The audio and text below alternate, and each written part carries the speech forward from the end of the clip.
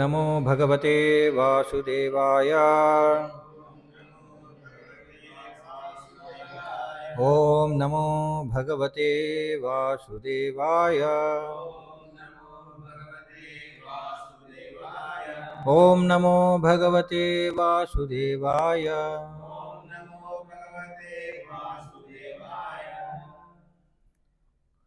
శ్రీమద్భాగవతం తృతీయ స్కందం 33వ అధ్యాయం కపిలుని కార్యకలాపములు. శ్లోకం సంఖ్య 34. 31 నుండి భాష్యం లేదు.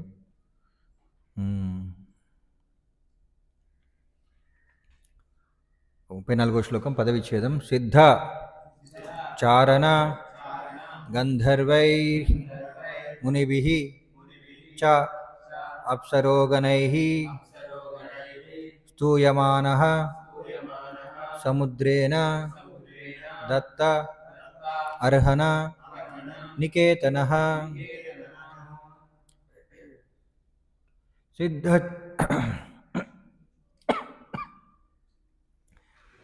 సిద్ధచారణగంధర్వైః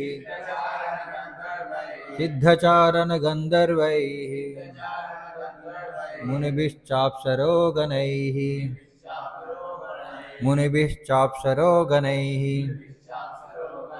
స్తూయమానః సముద్రేణ దత్తార్హనికేతనః.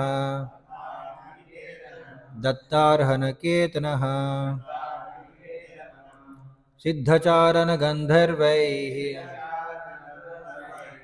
మునిభిశ్చాప్సరోగణైః స్తూయమానః సముద్రేణ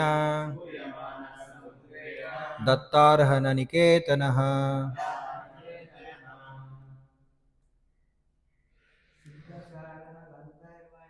సిద్ధచారణగంధర్వైః మునిభిశ్చాప్సరోగణైః స్తూయమానః సముద్రేణ దత్తార్హణనికేతనః. సిద్ధచారణగంధర్వైః మునిభిశ్చాప్సరోగణైః స్తూయమానః సముద్రేణ దత్తార్హణనికేతనః. సిద్ధచారణగంధర్వైః మునిభిశ్చాప్సరోగణైః స్తూయమానః సముద్రేణ దత్తార్హణనికేతనః. ఆన్లైన్లో ఎవరైనా చెప్తారా? హరే కృష్ణ. సిద్ధచారణగంధర్వైః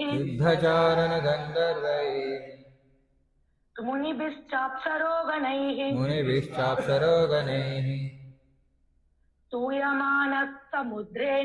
స్తూయమానః సముద్రేణ దత్తార్హణనికేతనః. సిద్ధచారణగంధర్వైః మునిభిశ్చాప్సరోగణైః స్తూయమానః సముద్రేణ దత్తార్హణనికేతనః.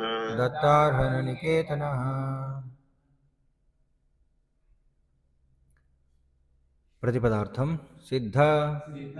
సిద్ధులచే, చారణులచే, గంధర్వైః గంధర్వులచే, మునిభిః మునులచే, చ మరియు, అప్సరోగణైః అప్సరగణముచే అనగా స్వర్గలోకపు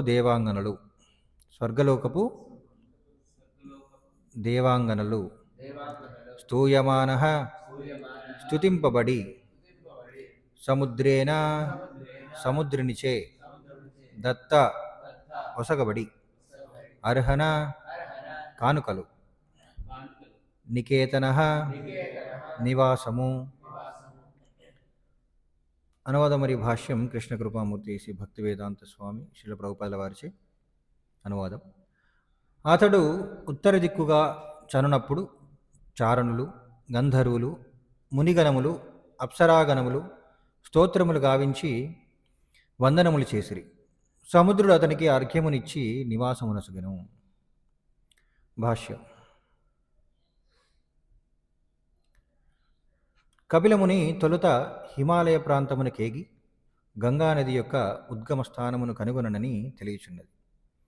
పిదప అతడు సముద్ర ప్రాంతపు అనగా ప్రస్తుతం బంగాళాఖాతము అని తెలియబడుచున్నది. ఆ సముద్ర ప్రాంతపు గంగానది డెల్టా భూమి చెంతకు ఆరుదించను. సముద్రుడు ఆ దేవదేవునికి గంగాసాగరమనడి ప్రాంతమున అనగా గంగానది సముద్రమును కలిసేటి చోటున నివాసమును ఒసగిన. ఆ స్థానము గంగాసాగర తీర్థమని పిలువబడును. సాంఖ్యతత్వమును తెలియజేసిన కపిలదేవునికి నేటికి జనులు అచ్చట వందనమును నొసగుదురు. కానీ దురదృష్టవశాత్తుగా ఆ సాంఖ్య విధానము కపిలుడనియే నామము కలిగిన ఒక మోసగానిచే తప్పుగా వ్యాఖ్యానింపబడినది. ఆ తత్వ విధానము శ్రీమద్ భాగవతమునందరి కపిలుని సాంఖ్యతత్వమునందు వర్ణించబడిన ఏ అంశముతోనూ సరిపడదు.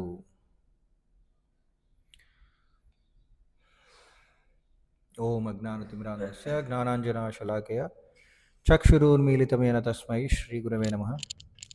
నమో విష్ణుపాదాయ కృష్ణప్రేష్ఠాయ భూతలే శ్రీమతే భక్తి వికాస స్వామినితి నామని. నమో విష్ణుపాదాయ కృష్ణప్రేష్ఠాయ భూతలే శ్రీమతే భక్తి వేదాంత స్వామినితి నామని. నమస్తే సారస్వతే దేవి గౌరవాణి ప్రచారిణి నిర్విశేష శూన్యవాది పాశ్చాత్య దేశధారిణి. వందేహం శ్రీగురౌ శ్రీతపదగమనం శ్రీగురూన్ వైష్ణవాంశ శ్రీరూపం సాగరజాతం సహగణ రఘునాథాన్వితం తం సజీవం సాద్వైతం సావధూతం పరిజన సహితం కృష్ణ చైతన్యదేవం శ్రీరాధాకృష్ణపాదాన్ సహగణ లలిత శ్రీ విశాఖానుతాంశ. జయ శ్రీకృష్ణ చైతన్య ప్రభు నిత్యానంద శ్రీ అద్వైత గదాధర శ్రీవాసాది గౌర భక్తవృంద. హరే కృష్ణ కృష్ణ కృష్ణ హరే హరే హరే రామ రామ రామ హరే హరే.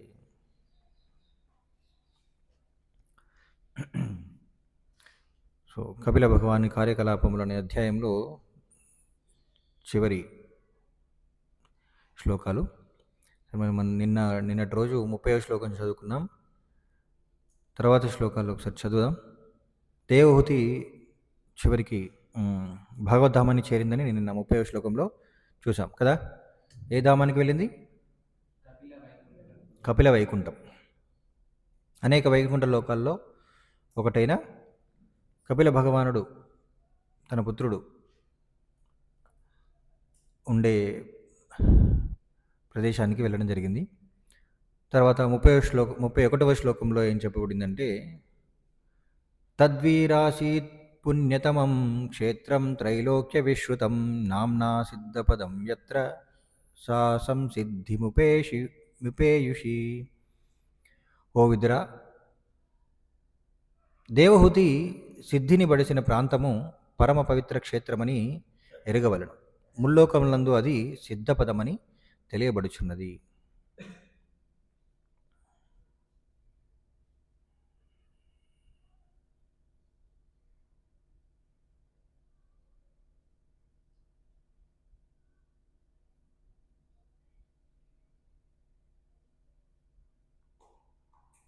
అక్కడ ఇంగ్లీష్లో ఏమన్నా ప్రాబ్లం చూసారా?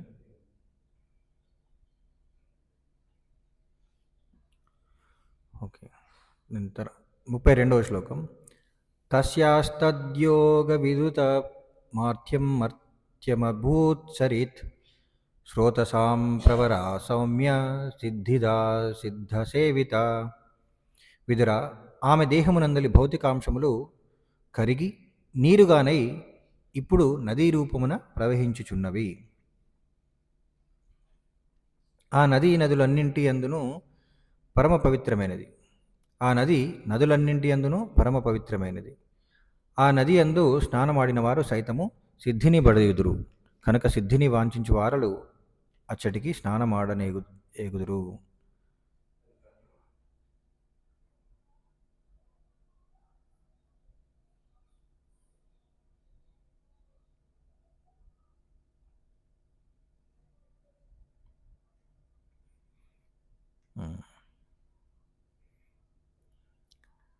సో ముందు శ్లోకంలో ఏం చెప్పారంటే దేవహూతి సిద్ధిని పొందిన ప్రాంతం ఏంటంటే అది సిద్ధపదం అనే ప్రదేశం ఉంది. తర్వాత అక్కడ ఏంటంటే అదే ప్రదేశంలో ఆమె దేహంలోని భౌతిక మూలకాలు ఏవైతే దేహం పంచభూతాలతో తయారవుతుంది కదా, అవన్నీ కూడా కరిగి నీరుగానే అయిపోయాయంట. అది నదిగా ప్రవహిస్తుందంట. ఆ నది నదులన్నింటి యందు పరమ పవిత్రమైనది. ఆ నది యందు స్నానమాడిన వారు సైతం సిద్ధిని పొందుతారంట.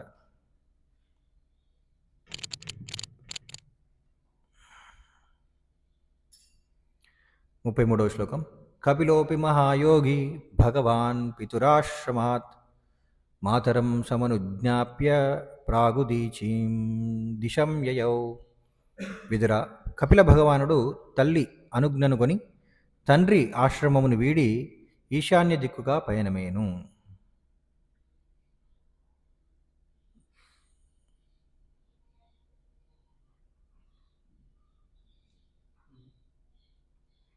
తర్వాత ఈరోజు శ్లోకం చదువుకున్నాం. అతడు ఉత్తర దిక్కుగా చనునప్పుడు చారణులు, గంధర్వులు, మునిగణములు, అప్సరాగణములు స్తోత్రములు గావించి వందనములు చేసిరి. సముద్రుడు అతనికి ఆర్ఘ్యమునిచ్చి నివాసం నొసగిను. సో తర్వాత శ్లోకాలకు కూడా భాష లేదు, చివరి శ్లోకం నుండి ఈ అధ్యాయం ముగుస్తుంది కాబట్టి అది కూడా జస్ట్ చదువుదాం. ఆస్తే యోగం సమాస్థాయ సాంఖ్యాచార్యైరవిష్టుతః త్రయాణమపి లోకానాం ఉపశాంత్యై సమాహితః. ముల్లోకముల యందలి బద్ధజీవులను ఉద్ధరించుటకు కపిలముని నేటికిని అచ్చట సమాధిమగ్నుడై వసించుచున్నాడు. సాంఖ్యతత్వమునకు చెందిన ఆచార్యులు అతన్ని అర్చించుచున్నారు. 36వ శ్లోకం. ఏతన్నిగదితం తాత యత్పృష్టోహం తవానఘ కపిలస్య చ సంవాదో దేవహుత్యాశ్చ పావనః. వత్స, నీవడిగితివి కావున దీనినంతటినీ నీకు వివరించితిని. ఓ పాపరహితుడా, కపిలదేవుడు మరియు అతని జనని వృత్తాంతము, వారి కర్మలు పవిత్ర ప్రసంగములలో పరమ పవిత్రమైనటివి. 37వ శ్లోకం. యా ఇదమనుశృణోతి యోభిదత్తే కపిలమునేర్మతమాత్మయోగగుహ్యం భగవతి కృతది సుపర్ణకేతా ఉపలభతే భగవత్పదారవిందం. కపిలదేవుడు మరియు అతని జనని వృత్తాంతము పరమ రహస్యమైనది. దీనిని శ్రవణము చేసిన వారు లేదా పఠించిన వారు గరుడ వాహనుడగు శ్రీకృష్ణ భగవానుని భక్తులు కాగలరు. అటు పిమ్మట దేవదేవుని ప్రేమయుత సేవయందు నెలకొనుటకు వారు భగవద్ధామమును చేరగలరు. భాష్యం. కపిలదేవుడు మరియు అతని జననియగు దేవహూతి వృత్తాంతము ఎంత పూర్ణమైనది, దివ్యమైనది అనగా దీనిని కేవలం శ్రవణము చేసినంత మాత్రముననే లేదా పఠించినంత మాత్రముననే మనుజుడు జీవితపు అత్యున్నత పూర్ణ లక్ష్యమును సాధించగలడు. అతడు శ్రీకృష్ణ భగవానుని పాదపద్మ సేవలో నియుక్తుడగుటే దానికి కారణము. దేవదేవునే పుత్రునిగా బడిసినదియు మరియు ఆ పుత్రుని ఉపదేశములను చక్కగా అనుసరించినదియు అగు దేవహూతి మానవ జీవన అత్యున్నత పూర్ణత్వమును బడిసినదనటలో ఎట్టి సందేహము లేదు. శ్రీమద్భాగవతం నందలి కపిలుని కార్యకలాపములు అను తృతీయ స్కందములోని 33వ అధ్యాయమునకు భక్తి వేదాంత భాష్యము సమాప్తము. 3వ స్కందము సమాప్తం.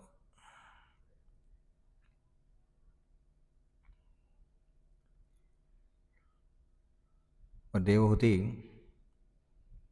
ఏ విధంగా తిరిగి భగవద్ధామానికి వెళ్ళిందనేది ఇక్కడ వివరించడం జరిగింది. కానీ తన యొక్క భౌతిక శరీరంలోని మూలకాలన్నీ కూడా ఏ విధంగా మారాయంట? నీరుగా మారి ఒక నది ఏర్పడింది. ఆ నదిలో స్నానం చేసిన వారందరూ ముక్తిని పొందాలనుకునే వాళ్ళందరూ కూడా ఇప్పటికీ ఇంకా ఆ నదిలో స్నానం చేస్తున్నారని చెప్పడం జరిగింది అనమాట. యాక్చువల్లీ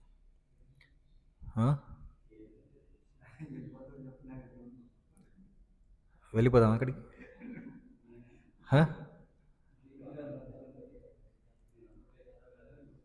సో అది ఎక్కడుందనేది ఇక్కడ వివరించలేదు.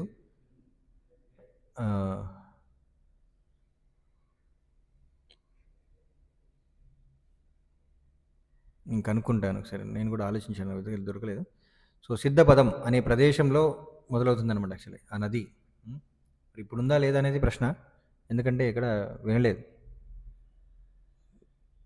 సో మళ్ళీ ఇంకొక రోజు తెలిస్తే చెప్తాను. సో మరి ఆమె దేహమునందలి యా ఆ భౌతిక అంశములన్నీ కూడా ఒక నదిగా మారి ఆమె తిరిగి భగవద్ధామానికి వెళ్ళడం జరిగింది. కపిల భగవానుడు మాత్రం తల్లి ఆజ్ఞను తీసుకొని తండ్రి ఆశ్రమంను వీడి ఈశాన్య దిక్కుగా పయనమే. సో అంతిమంగా ఈశాన్య వైపునికి వెళ్ళాడు. దానికంటే ముందు ఇక్కడ తర్వాత శ్లోకంలో ఏం చెప్పారు, అతడు ఉత్తర దిక్కుగా వెళ్ళినప్పుడు ముందుగా ఉత్తరానికి వెళ్ళాడు, తర్వాత ఈశాన్యం వైపు వెళ్ళాడు అనమాట. సో ఉత్తరం వైపు మొట్టమొదటిగా ఎవరైనా సరే ఆధ్యాత్మిక మార్గంలో వెళ్ళే ముందుగా ఉత్తరం వైపు వెళ్ళాలన్నమాట. ముందుగా ఉత్తరం వైపు, తర్వాత ఎక్కడికైనా వెళ్ళచ్చు. హిమాలయాలకు వెళ్ళారనమాట. అలా పవిత్ర గంగా నదిలో స్నానం చేయడానికి, మరి పవిత్ర గంగా నదిలో స్నానం చేయడం వల్ల ఏమవుతుంది, వ్యక్తి పవిత్ర అవుతాడు. మరి కపిల భగవానుడు ఎందుకు వెళ్ళడం జరిగింది? కపిల భగవానుడుకు మరి ఆయన స్వయంగా భగవానుడు, మరి ఆయన తనను తాను పవిత్రం చేసుకోవడం అవసరమా? ఆయన ఆ గంగను పవిత్రం చేయడానికి వెళ్ళాడనమాట. గంగను పవిత్రం చేసి అక్కడి నుండి ఆ గంగ వెంబడి ఎక్కడికి వచ్చాడు? ఈశాన్య దిక్కుగా ఈ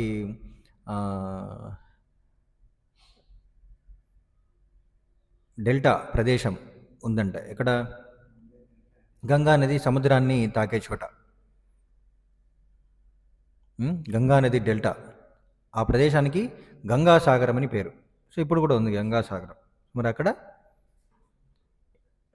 ఇప్పటికీ కూడా అక్కడ ఈ కపిల భగవానుడు ఇప్పటికీ ఉన్నాడంట. అక్కడ తపస్సు చేస్తున్నాడంట. తపస్సు చేస్తాడు. భగవంతుడు యొక్క అవతారాలన్నీ కూడా అనేక విధాలుగా అంతర్ధానం అవుతుంటాయి. భగవంతుడికి మరణం అనేది ఉండదు, అంతర్ధానం అయిపోతుంటారు. భగవంతుడు ప్రత్యక్షం అవ్వడం, ప్రకటమవ్వడం, అప్రకటమవ్వడం, అంతే కదా. కానీ సూక్ష్మ రూపంలో ఇంకా అక్కడే తపస్సు చేస్తున్నాడని మనకి ఇక్కడ భాష్యంలో ప్రభుపాదుల వారు చెప్పడం జరిగింది. మరి విశ్వనాథ్ చక్రవర్తి ఠాకూర్ కూడా అదే చెప్పారనమాట. ఆ భాష నుండి తీసుకున్నారు.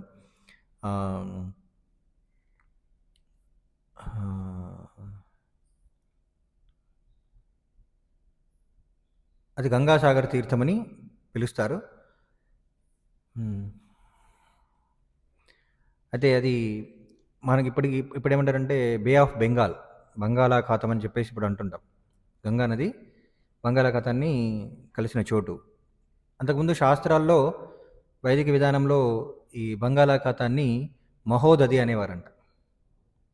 మహోదధి భారతదేశానికి తూర్పు వైపున ఉంది కదా, పశ్చిమ వైపున ఉన్నది అరేబియా మహాసముద్రం.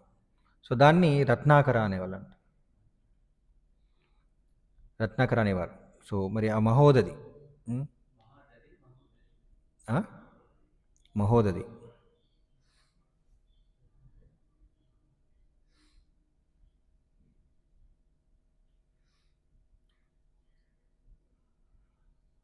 మరి అంతేకాకుండా ఈ శ్లోకంలో మనం చూసాం, కపిల భగవానుడు ఉత్తర దిక్కుగా వెళ్ళే సమయంలో చారణులు, గంధర్వులు, మునిగణములు, అప్సరాగణములు స్తోత్రములు గావించారంట. మనకి ఎన్నోసార్లు భాగవతంలో చూసాము, మనకి మహాభారతంలో కూడా కృష్ణుడు అర్జునుడిని హిమాలయకి ఇంకా పైకి తీసుకెళ్తారు కదా.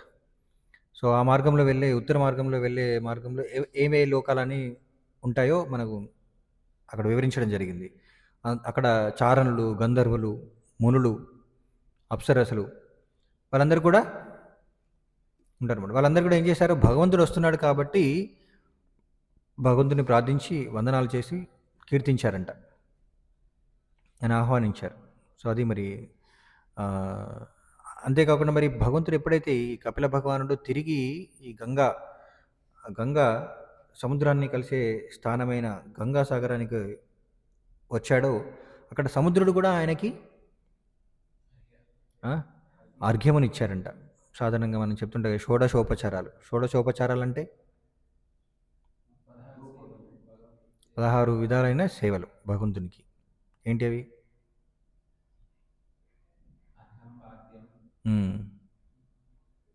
సో ముందుగా భగవంతుడిని స్మరించాలంట. భగవంతుడిని స్మరించి భగవంతుడిని ఆహ్వానించాలి. భగవంతునికి ఒక పీఠం ఏర్పాటు చేసి, ఆసనం ఏర్పాటు చేసి, అంటే అవన్నీ కూడా మనం ప్రతిసారి భౌతికంగా చేయకపోవచ్చు. అంటే ఆహ్వానించడం మానసికంగా మనసులో స్మరించి భగవంతుని ఆహ్వానించాలి. ఎప్పుడు కూడా భగవంతుని యొక్క విగ్రహాన్ని మనం అక్కడ మందిరంలో ఉంచుతాం. ఆ విధంగా మానసికంగా భగవంతుని అలా స్మరించాలనమాట. తర్వాత మనం ఈ అర్ఘ్యము, వస్త్రము, ఏంటి, ఇక ధూపము, దీపము ఇవన్నీ కూడా అర్పించాలి. ఒక పద్ధతిలో అన్నీ కూడా అర్పించాలి. ఆ పద్ధతిని అందరూ పాటిస్తున్నారు. విగ్రహారాధనలో ఈ షోడశోపచారాలు మనం చేయాలన్నమాట భగవంతుని ఆహ్వానించడం. సో ఆ విధంగా చివరికి భగవంతునికి నైవేద్యం అర్పించాలి. ఆ విధంగా షోడశోపచారాలు చేశారంట సముద్రుడు. ఎందుకంటే భగవంతుడు అక్కడికి వచ్చాడు కాబట్టి ఆయనకి అర్ఘ్యము, ఇతర అన్నీ కూడా అర్పించి ఆయనకి అక్కడ నివాసాన్ని ఇచ్చాడండి. ఆసనం కూడా ఇచ్చాడు. అప్పటి నుండి కపిల భగవానుడు అక్కడే ఉన్నాడు.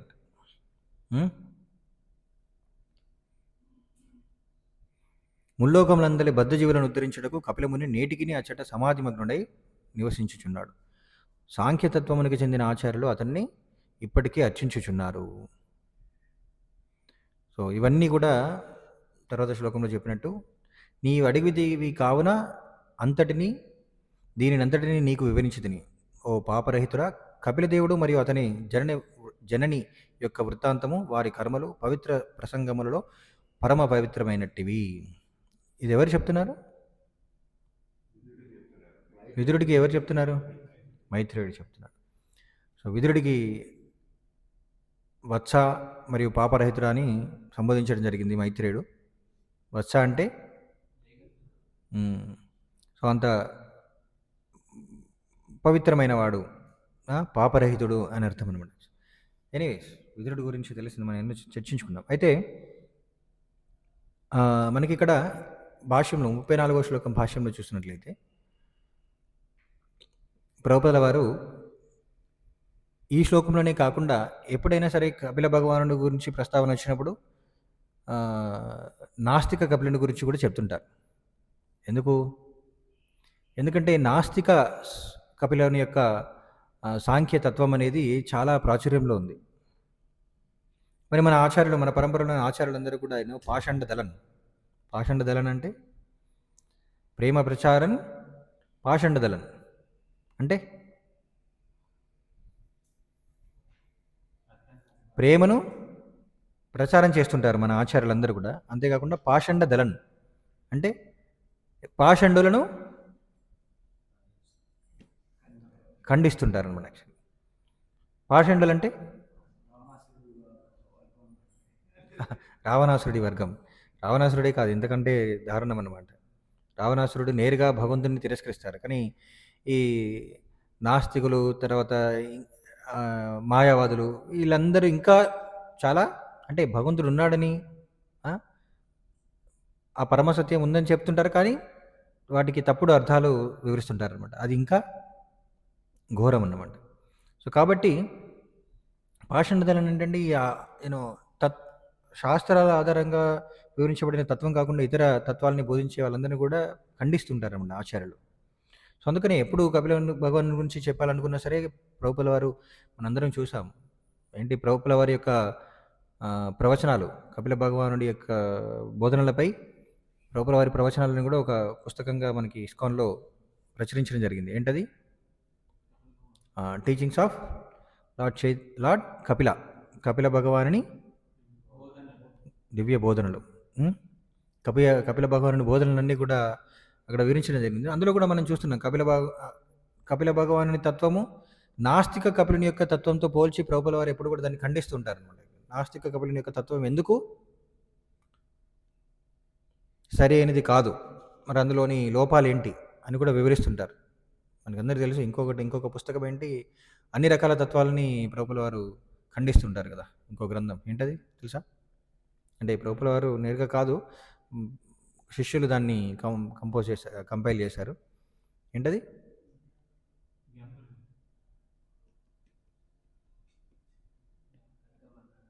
చాలామంది తత్వవేత్తలందరినీ కూడా ఖండిస్తూ ఒక గ్రంథం ఉంది, బియాండ్ డౌట్ అండ్ ఇల్యూజన్, భ్రమ మరియు సందేహాలకు అతీతంగా.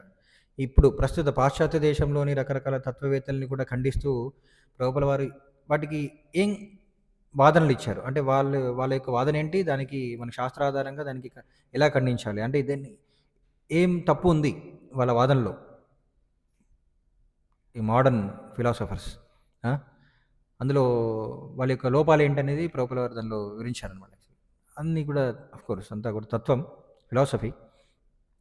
సో ఆ విధంగా మనం చూసినట్లయితే ఎక్కువగా అంటే ఎప్పుడైతే అవకాశం లభించినా సరే ఆచార్యులు ముఖ్యంగా ప్రభువుల వారు ఏంటంటే ఎప్పుడు కూడా ఖండిస్తూ ఉంటారనమాట. ఈ తప్పుడు తత్వాలన్నింటినీ కూడా ఖండిస్తూ ఉంటారు. ఎందుకంటే ప్రభువుల వారు వచ్చింది ఎందుకు? నిర్విశేష శూన్యవాది పాశ్చాత్య దేశతారని వాళ్ళని ఖండించాలి. అలాంటి వారి వలన ప్రజలందరూ కూడా తప్పుదోవ పడుతున్నారు, భగవంతుని అర్థం చేసుకోలేకపోతున్నారు, భగవద్ధామాన్ని చేరుకోలేకపోతున్నారు. అంతే కదా, శాస్త్రంలో వివరించిన తత్వాన్ని అనుసరించకుండా ధామాన్ని చేరుకోవడం సాధ్యం కాదు. అవునా? అది మనం ఓకే, సాధ్యం కాదు. శాస్త్రాల ఆధారంగా శాస్త్రాల్లో వివరించిన తత్వాన్ని సరిగా అర్థం చేసుకోకపోతే భగవద్ధామాన్ని చేరుకోలేం. కానీ దురదృష్టం ఏంటంటే శాస్త్రాల ఆధారంగానే రకరకాల తప్పుడు తత్వాలన్నీ కూడా ప్రవేశపెట్టడం జరిగింది. అనేకం ఉన్నాయి, అనేకం. ముందుగా షడ్దర్శనాలు అంటారు మన ఏంటవి? మీమాంస, ఈ నాస్తిక, కపిల, సాంఖ్యతత్వం, ఇలా షడ్దర్శన, వీటన్నింటినీ కూడా వ్యాసదేవుడు ఖండించాడు. అన్నింటినీ ఖండించాడు. ముఖ్యంగా కపిల భగవానుని సాంఖ్యతత్వాన్ని, కపిల భగవానుని కాదు, నాస్తిక కపిలుని యొక్క సాంఖ్యతత్వాన్ని ఎక్కువగా ఖండించారనమాట యాక్చువల్లీ వేదాంత సూత్రాల్లో. మరి ఎందుకంటే ఈ నాస్తిక కపిలుడు తత్వం అంతా కూడా ఏ విధంగా బోధిస్తాడంటే అన్నీ కూడా శాస్త్రం ఆధారంగానే ఉన్నట్లు అనిపిస్తుంది, కానీ భగవంతుడితో సంబంధం లేకుండా వివరిస్తాడనమాట. ఆయన వివరించే తత్వం అంతా కూడా చాలా ఆమోదయోగ్యంగా అనిపిస్తుంది, సరైనది అని అనిపిస్తుంది, కానీ అందులో భగవంతుడిని మాత్రం మనం అందులో భగవతత్వం మాత్రం ఉండదు, భగవంతుడు మాత్రం కనిపించాడు. ప్రతిదికి సృష్టి అంతా కూడా భౌతిక మూలకాల యొక్క కలయికలని అనిపిస్తుంది అనమాట. అందుకని చెప్తాడు కదా, ఏంటో ఉదాహరణ చాలా ఫేమస్, ప్రభువుల వారు చాలాసార్లు చెప్తుంటారు. నాస్తిక సాంఖ్యతత్వం ఏం చెప్తుంది? సృష్టి ఎలా వచ్చింది అనే దానికి ఒక ఉదాహరణ ఇస్తుంది. ఏంటది? సృష్టి భౌతిక మూలకాల నుండే తయారైంది అని చెప్పడానికి ఒక ఉదాహరణ ఇస్తారు కదా ప్రభువుల వారు.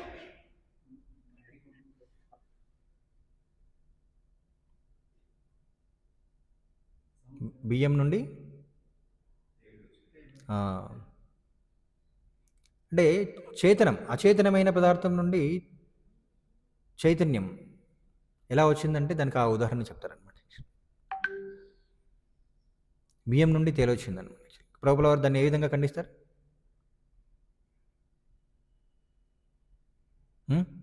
మరి నిజమేనా బియ్యం నుండి తేలొస్తుందా? వస్తుందా? ఎందుకు రాదు? మరి వస్తుంది, చూస్తున్నాం కదా చాలామంది అంటే ఇప్పుడు ఈ రోజుల్లో మనం చూడము, ఎందుకంటే అన్నీ కూడా మనకి సీల్డ్ ప్యాకేజ్, అందులో పురుగుడు రాకుండా మొత్తం అన్నీ ఏంటవి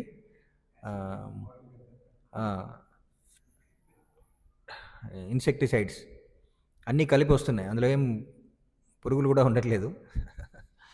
కానీ ఒకప్పుడు ధాన్యాన్ని ఎలా నిల్వ చేసేవారు? పెద్ద పెద్ద గాదుల్లో నిల్వ చేస్తుండేవారు, అందులో నుండి అప్పుడప్పుడు తేళ్లు రావడం గమనించేవారంట. అందుకని అలా చెప్తారనమాట. నాస్తిక కపిల తత్వవేత్త ఏం చెప్తాడంటే అందులో నుండి తేళ్ళు వస్తుండే అనమాట. అవి ఎలా వస్తున్నాయి తేళ్ళు? మరి బియ్యం నుండి తేళ్ళు వస్తాయా? రావు. కానీ ఎందుకు వస్తుందంటే ముందే ఒక తేలు వెళ్ళేసి అక్కడ గుడ్డు పెట్టి వెళ్ళిపోతుంది, ఆ గుడ్ల నుండి తేలు వస్తుంది. ఆ గుడ్లు వాళ్ళకి కనబడదు కాబట్టి అందులో నుండే తేలొస్తుందని అనుకుంటారు కదా. కానీ ఈ భౌతిక ప్రపంచం అనేది భౌతిక మూలకాల నుండి ఈ చైతన్యం జీవుడు కూడా ఉద్భవించాడని వాళ్ళు అలా దానికి ఉదాహరణ అది చెప్తారనమాట.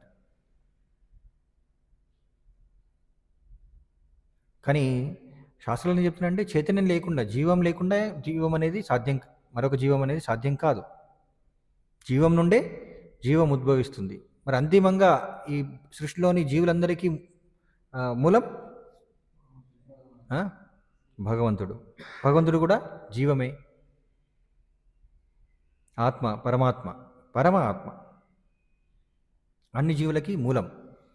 సో అది మనకి శాస్త్రాలు చెప్తున్నాయి. కానీ వీళ్ళు ఏమంటారండి, సాంఖ్యతత్వంలో సాంఖ్యతత్వాన్ని వివరించడానికి అనేక గ్రంథాలు ఉన్నాయన్నమాట ఈ రోజుల్లో.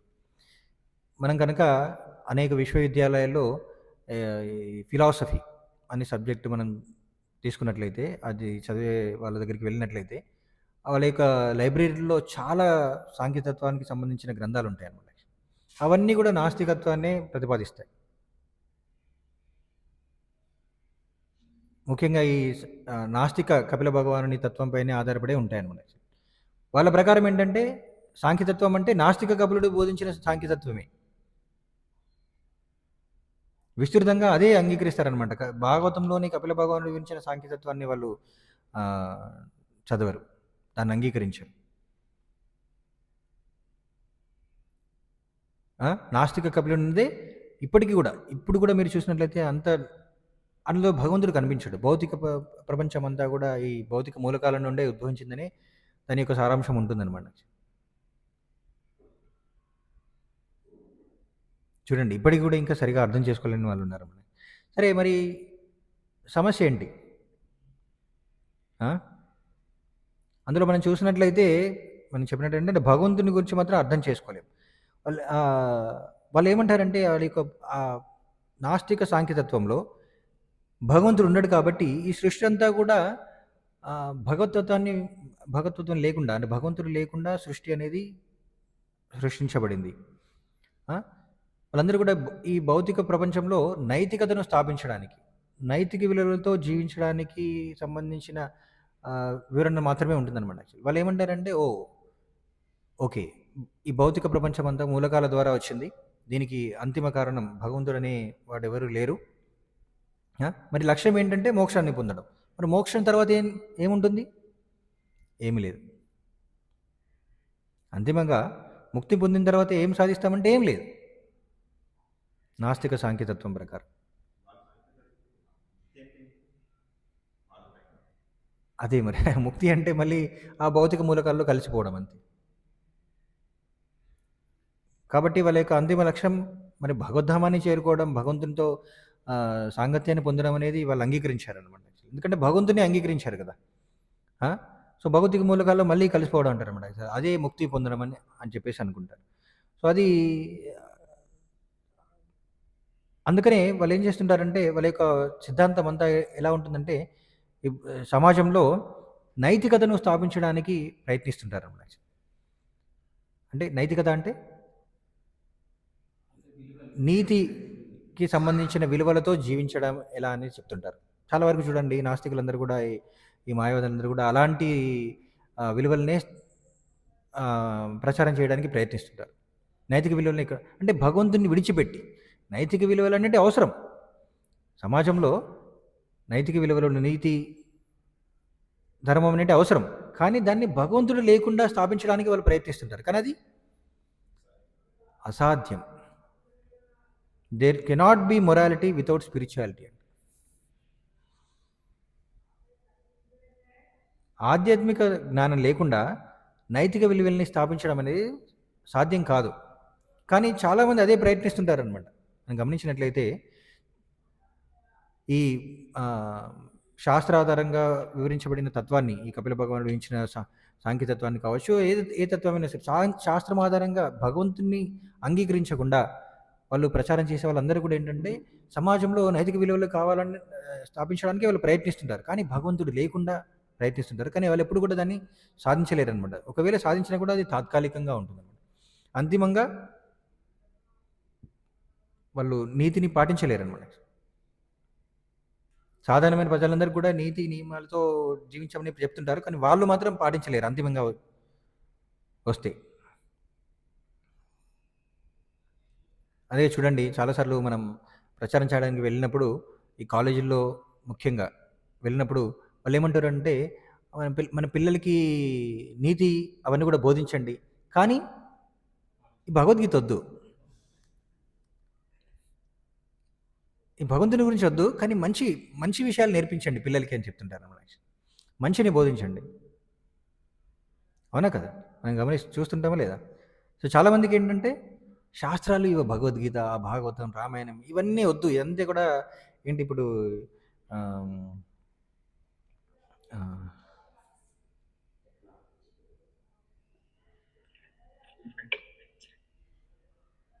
ఏమంటారు?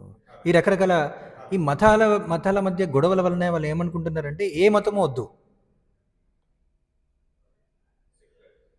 సెక్యులరిజం. సెక్యులరిజాన్ని తెలుగులో ఏమంటారు?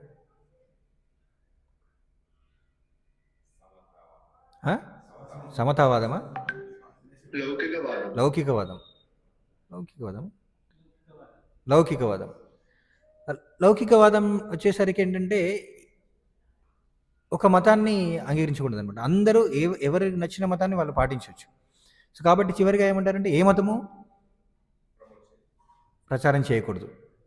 సో కాబట్టి అది విడిచిపెట్టండి. కానీ మంచి విషయాలు మాత్రం బోధించండి. కానీ ఎక్కడైనా సరే నేను భగవంతుని గురించి చెప్పకుండా, తత్వం చెప్పకుండా అంటే ఆధ్యాత్మిక జ్ఞానం ఆధ్యాత్మికతను గురించి ప్రచారం చేయకుండా నైతిక విలువల్ని ఏర్పరచడం సమాజంలో సాధ్యం కాదు. ఒకసారి మన ఇస్కాన్‌లో ఒక భక్తుడు అలానే కాలేజీలో ప్రచారం చేయడానికి వెళ్ళాడంట. వాళ్ళు కూడా అలానే అన్నారంట. ఏంటి? నన్ను పిల్లలకి మంచి నేర్పించండి, మంచి విషయాలు నేర్పించండి, మంచి విషయాలు నేర్పించండి. సరేనండి. మరి మేము ఇలా కీర్తన చేస్తాం. తర్వాత ఇలా భగవద్గీత ఆధారంగా ప్రవచనాలు ఇస్తామండి. అది వద్దండి. వద్దు. ఎందుకంటే స్కూల్లో, కాలేజీల్లో రకరకాల మతం నుండి వచ్చిన విద్యార్థులు ఉంటారు కదా! కాబట్టి అదొద్దు. కానీ మంచి లక్షణాలు నేర్పించడానికి మరి ఏదైతే చెప్పాలో అది చెప్పండి అని చెప్పాడు. కానీ అది ఎలా సాధ్యమవుతుంది? మంచి ఏంటి? సరే మీరు మంచి విషయాలు నేర్పించాలంటారు. మంచి ఏంటి అంటే పెద్దల మాట వినాలి. ఇప్పుడు ఇలా గురువుల మాట వినాలి. టీచర్లు వాళ్ళ మాట వినాలంటే సరే పెద్దల మాట వినాలి, గురువుల మాట వినాలి. మరి గురువులు, పెద్దలు వాళ్ళందరికి సరియనే అంటే వాళ్ళు చెప్పేదంతా కూడా నిజమేనా? అందరూ నిజమే చెప్తున్నారా? టీచర్లైనా కావచ్చు. ఈ రోజుల్లో వాళ్ళు చెప్పేదంతా కూడా అంగీకరించొచ్చా? అప్పుడు వాళ్ళన్నారన్నాడు, అవునండి ఈ రోజుల్లో టీచర్లు కూడా సరిగా ఉండట్లేదు అని చెప్పేసి అన్నారండి. మరి మంచి అనేది ఎవరు చెప్తారు? ఎవరు దానికి ఒక ఆధారాన్ని ఎవరిస్తారు? అంటే దానికి ప్రమాణాన్ని ఎవరు ఏర్పరుస్తారు? మంచి విషయాలు నేర్పించాలని సరే. ఇప్పుడు మంచి విషయాలు పిల్లలకి మంచి విషయాలు నేర్పించాలి. టీచర్లు ఏమంటున్నారంటే ఇదే మంచి అని చెప్తున్నారు. వాళ్ళు ఏం చెప్తున్నారంటే మీరు చూస్తున్నాం కదా మనం స్కూళ్ళలో, కాలేజీలో కూడా ఈ రోజుల్లో సినిమా పాటలు పెట్టేసి డాన్సులు చేపిస్తున్నారు. వాళ్ళేమంటారు మరి టీచర్లే కదా నేర్పించేది. మరి అది మంచేనా?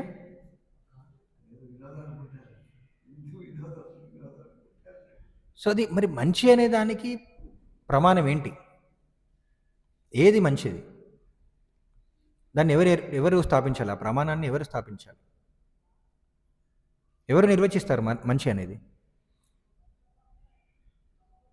భగవంతుడిని అర్థం చేసుకోకుండా, శాస్త్రాన్ని అంగీకరించకుండా మంచి అనే పదానికి నిర్వచనాన్ని ఇవ్వలేం. ఒకసారి ఆలోచించండి. భగవంతుని పక్కన పెట్టండి. ఏది మంచి, ఏది చెడు అని ఎలా నిర్వచిస్తాను చెప్పండి? ప్రమాణం ఏం లేదు.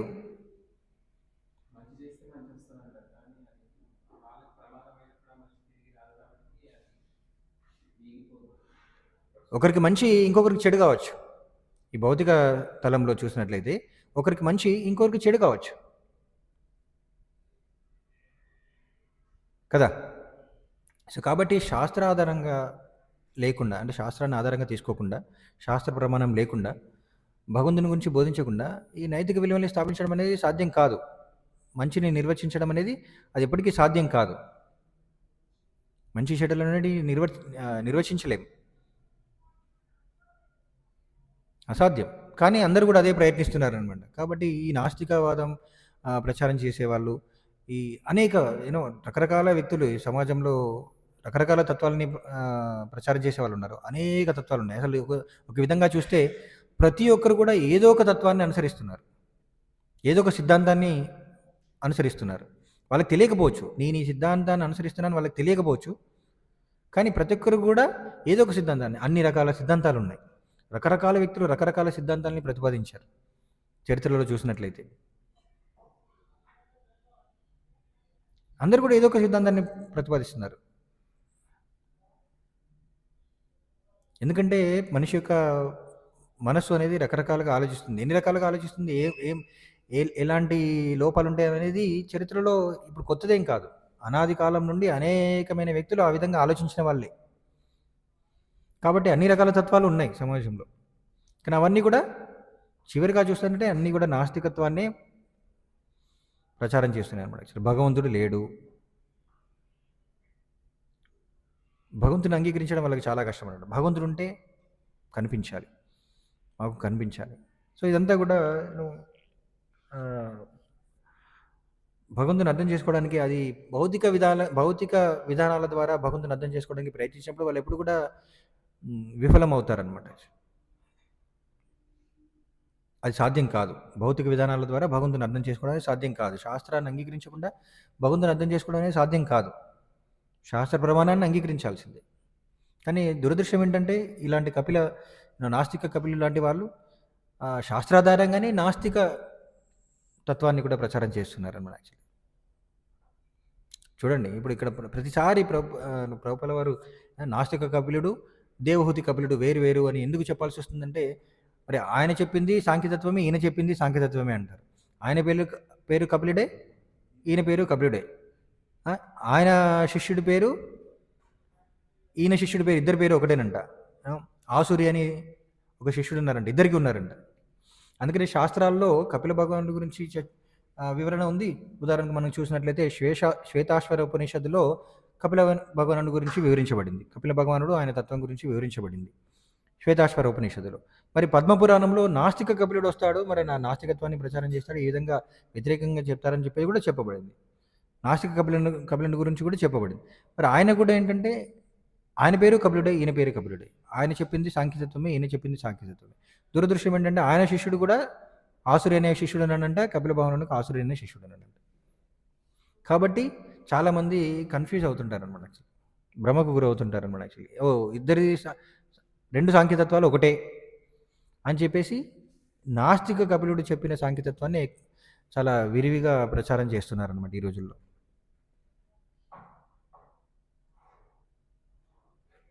సో అది సమస్య. కానీ ఆయన నాస్తిక కపిలుడు బోధించేదంతా కూడా కుతర్కం అనమాట. ఇంతకుముందు మనం చెప్పినట్లు బియ్యం నుండి తేలు రావడం, దానికి అర్థం లేదు.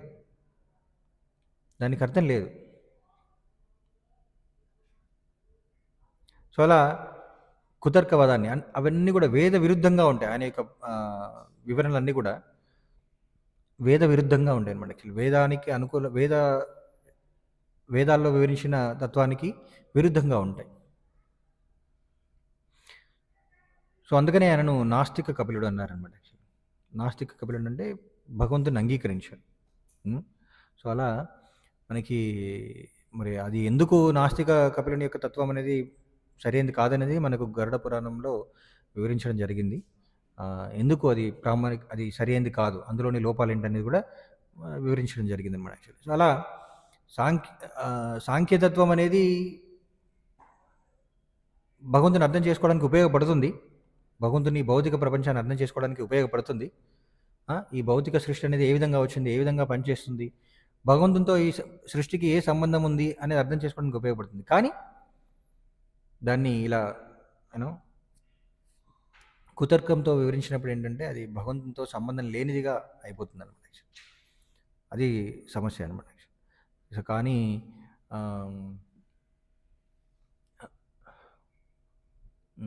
దాన్ని మన ప్రామాణికమైన ఆచార్యులు ఎవరు కూడా ఈ నాస్తిక కపిలుని యొక్క తత్వాన్ని అంగీకరించారు.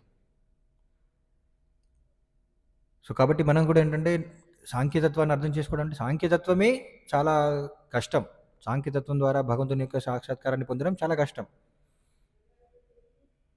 జ్ఞాన మార్గం కదా. జ్ఞాన మార్గం చాలా కష్టం.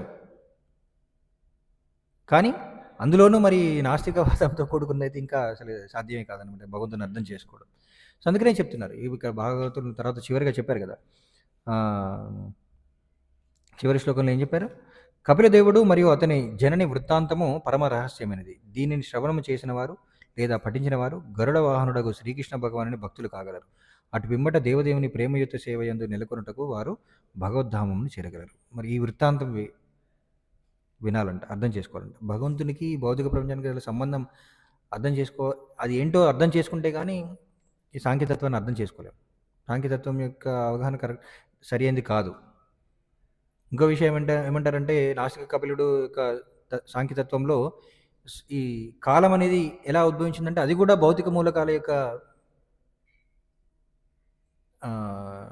సంపర్కం చేత ఉద్భవించిందే అని చెప్తుంటారనమాట.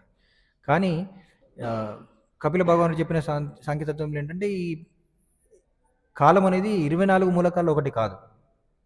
కాలం అనేది భగవంతుని యొక్క శక్తి. అది ఎప్పుడు మొదలవుతుంది?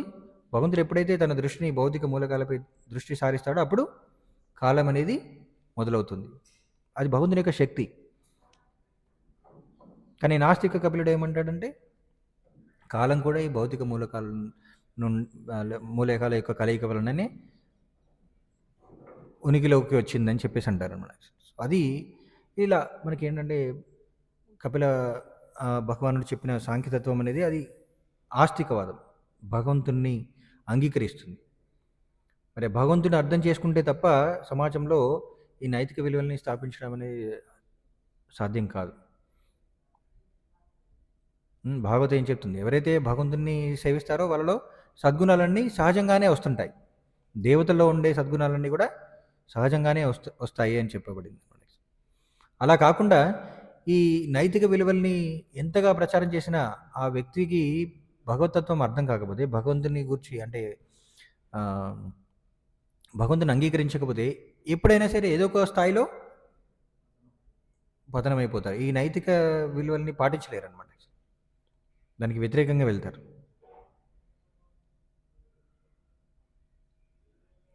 సో అందుకనే ఈ రెండు తత్వాల మధ్య భేదాన్ని అర్థం చేసుకోవడం ముఖ్యం. దురదృష్టం ఏంటంటే ఈ నాస్తిక కపిలుడు బోధించిన సాంఖ్యతత్వాన్ని ప్రచారం ఆయన చెప్పిందే కాకుండా దాని ఆధారంగా అనేక గ్రంథాలు ఉన్నాయంట. అనేకం, ఎన్నంటే అన్ని. రకరకాల తత్వవేత్తలు వాటిపైన భాష్యాలు కూడా ఇచ్చారంట. అనేక భాష్యాలు ఇప్పుడు ప్రస్తుత సమాజంలో అందుబాటులో ఉన్నాయన్నమాట. కాబట్టి చాలా జాగ్రత్తగా ఉండాలి, వాటిని అంగీకరించకూడదు అనమాట. సో ఈ విధంగా ఈ అధ్యాయం మరియు ఈ అంటే 3వ స్కందం కపిల భగవానుని బోధనలతో ముగుస్తుంది. మరి ఎవరైతే ఈ తత్వాన్ని అందరినీ కూడా అర్థం చేసుకున్నారో, కపిల భగవానుడు మరి దేవహూతి మధ్య సంవాదం ఎవరైతే విన్నారో వాళ్ళందరూ కూడా భగవంతుని పట్ల భక్తి అనేది ఉద్భవిస్తుంది, భగవద్ధామాన్ని చేరుకోగలరు అని చెప్తున్నారు. ఏమైనా ప్రశ్నలు?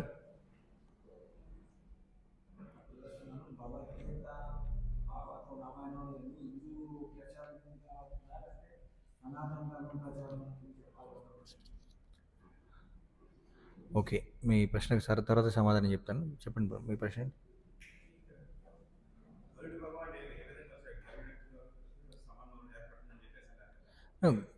గరుడుతో సంబంధం కాదు ఇక్కడ. గరుడుని భక్తులు కాదు, గరుడ వాహనుని భక్తులు. గరుడ వాహనుని భక్తులు అక్కడ గరుడ వాహనుని కలిగిన భగవంతుని యొక్క భక్తులు అవుతారని చెప్పండి. ఇంకా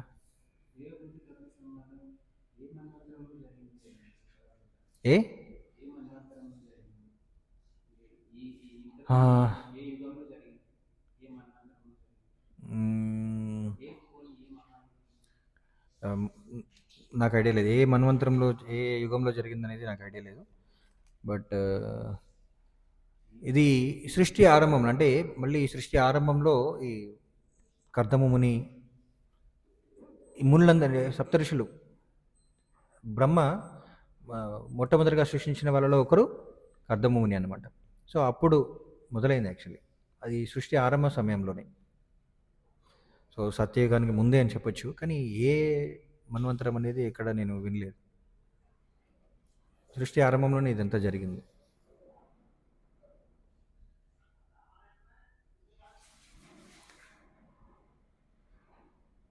ఇంకా సో ఆన్లైన్లో ఉన్న వాళ్ళకి ఏమైనా ప్రశ్నలు?